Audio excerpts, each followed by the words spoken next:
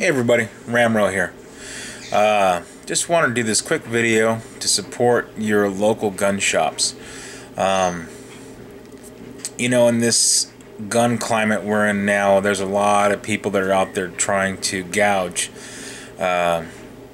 prices, because the AR-15 uppers, the AR-15 lowers are almost impossible to get here in California. There's still some connections out there, and I got a couple buddies that are working on some deals.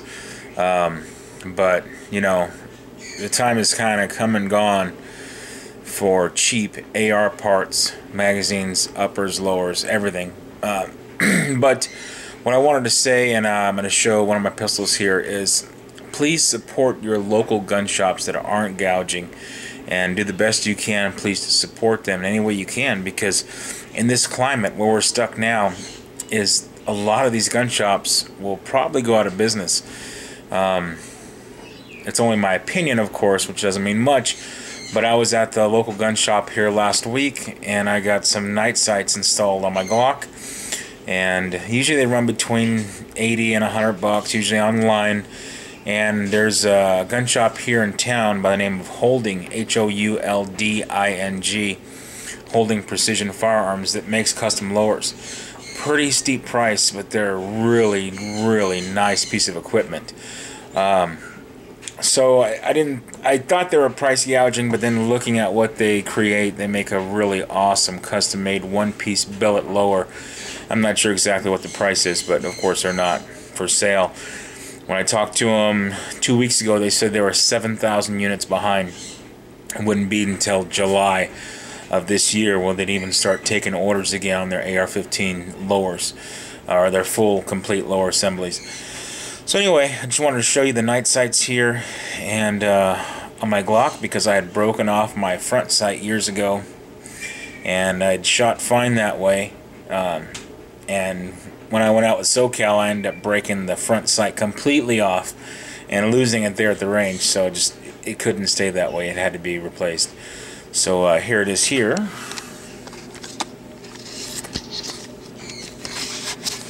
So here's my Gen 1.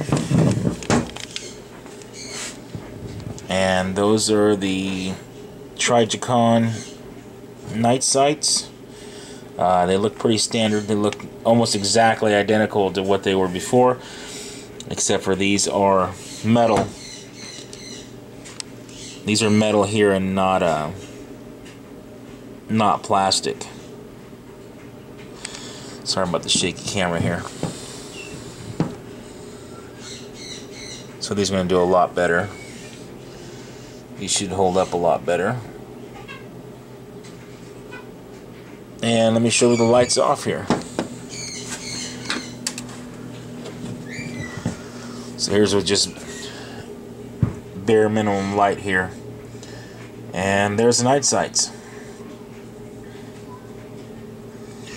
So I highly, highly recommend Trijicon night sights for your everyday pistol. They're very bright.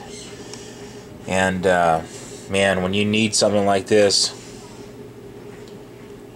in the dark, it's pretty amazing what kind of difference this makes compared to just having your regular sights. Because the regular sights, you can't see any of this. You can't see hardly anything. I know it's blurry, but my camera, I don't think, knows what to focus on, the front sight, the rear sight, or whatever. So anyway, here's the night sights installed on the Gen 1. I did a good job. I haven't taken to the range yet, which I should be doing pretty soon. But going back to just talking about your local gun shops and supporting them. When I went to the gun shop, I asked them if they had ammunition. And of course, they just had some odd calibers. Nothing for the 9mm, nothing for 223, 5.56, 45 ACP. No common rounds whatsoever. So then I asked them if they had any AR-15 uppers or lowers for sale. Nope, all on back order. It won't be till July. And then I asked them if they had any parts whatsoever, barrels, anything for ARs. Nothing. So we looked at some Mini 14 sporter rifles they had on the wall. Nope, none of that's for sale. That's all stuff they're working on for clients because they build custom rifles there. I asked them what they did have, and they had some weird, odd stuff.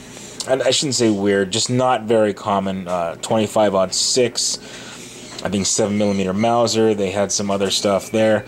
But on their pistols, they had one Glock 26, one Springfield Armory XD, the Extreme Duty, and some Car 9s. So I'm kind of looking at a Car 9, a K9 right now, which is a pretty sweet little gun. If any of you guys own cars, you guys know those are really nice. So I haven't made up my mind yet if I want that or the 26. But yeah, when I asked them if they had all this ammunition, no, no, no, no, no. AR-15 parts, no, no. Any kind of sporter rifle parts, no. Pistols, they only had a couple there in stock. I mean, these guys are taking a huge hit. So Houlding is who installed these on for me for $100. The installation was free for the Trijicon night sights. I'm just really glad I finally broke down and got them for my Gen 1. You can see there's no rails here, and the number of pins, and no finger grooves. I just really like the sleek design of the Gen 1 over anything else. But with that being said, our gun shops really need our support, our local gun shops that have supported us.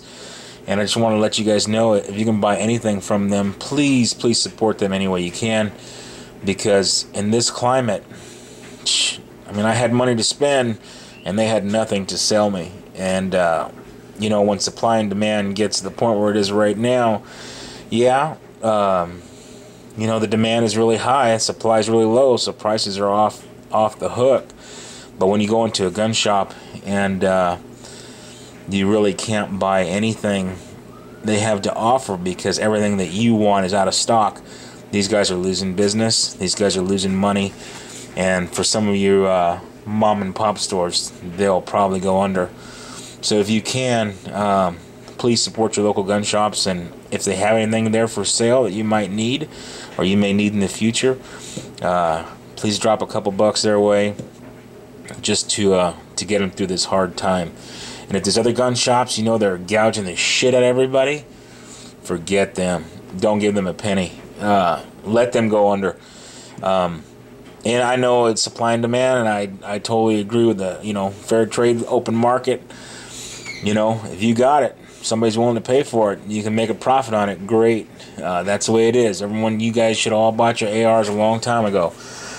We've all known that. So that's the risk, you know, of waiting for a rainy day, so to speak, is you could get stuck spending a much higher exorbitant price for what exactly you're looking for. But the gun shops that are down to earth and try to stay within a normal price range, do your best that you can to support them, please, because I know they'd appreciate it. Thanks, guys.